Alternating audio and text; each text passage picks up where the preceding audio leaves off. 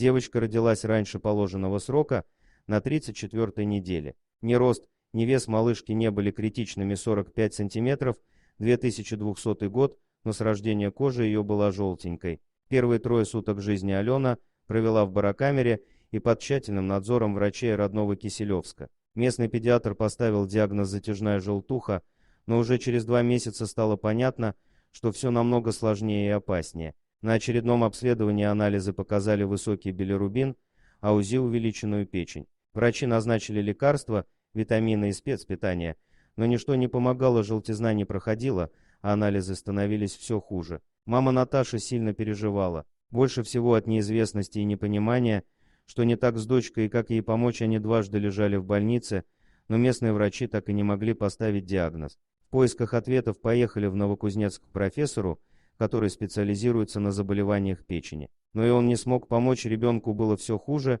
билирубин рос, животик тоже, а кожа стала желтее. Мама рассказывает, было очень больно смотреть на свое дитя, сердце разрывалось, но делала все возможное, чтобы облегчить страдания Алены. Вместе они обошли всех врачей, ездили в разные больницы, пробовали многие лекарства, ставили капельницы, но результата не было. Врачи предложили ехать в Москву. Так Ионичевы попали в центр Шумакова, где после обследования и анализов врачи поставили Алене диагноз цирроз печени. Эти слова очень напугали родных, но хотя бы стало ясно, что делать нужна пересадка печени и подходящий родственный донор. Бабушка Алены хотела пожертвовать орган, группа крови у них совпадала, но врачи запретили все-таки возраст, опасно. Мама тоже прошла обследование, группы крови разные, но операцию проводить можно, только перед этим нужно сбросить вес. Лучшим донором для Алены была бы племянница мужа, подходила она идеально, но в последний момент испугалась и отказалась от операции.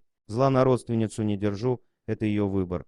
Конечно, тогда это был ужасный удар, мне просто не хотелось жить. Невыносимо видеть, как твой ребенок угасает на глазах, чувствовать эту боль. Но надо было держаться. Рада, что в итоге все получилось. Я спасла дочь, вспоминает то непростое время Наташа. Состояние маленькой Алены тогда было критическим. Девочка не ела и не пила, у нее не было сил, чтобы просто открыть глаза. Билирубин был пугающе высоким, а цвет кожи оранжевым. Только крохотное сердечко билось, не давая угаснуть маленькой жизни. Мама признается, лежа на операционном столе, я не думала о себе, своем здоровье. Просила и молилась только об одном, чтобы моя девочка выжила. 15 января 2013 года, эту дату Ионичевы запомнили навсегда, тот самый день операции. Пересадка органа прошла успешно. Алена чувствовала себя хорошо, анализы пришли в норму. Мама строго соблюдала все рекомендации врачей, ухаживать за Наташей и внучкой после операции прилетела бабушка. Меня не пугает, что у ребенка инвалидность, всю жизнь нужно принимать лекарства, соблюдать диету и беречься. Я приложу все силы, чтобы вырастить и воспитать мою Аленушку, откровенно говорит мама. Теперь это придется делать самой, папа малышки пропал, пока они были в больнице. Не звонил, не писал и не интересовался состоянием дочери. Скорее всего, испугался трудностей и ответственности. Очень больно осознавать, что близкий и родной человек так нас предал. Но несмотря на это, я очень счастлива, ведь обе дочки со мной. Я люблю их и не представляю без них в жизни. Верю, что у нас будет все хорошо. Делится Наташа. У семьи Ионичевых, правда, все хорошо. Сейчас Алена готовится пойти в школу, принимает лекарства и раз в полгода ездит на обследование в Москву. Дорогие друзья, если вам понравилось видео, поставьте лайк, а также подписывайтесь на канал, где найдете еще много интересного.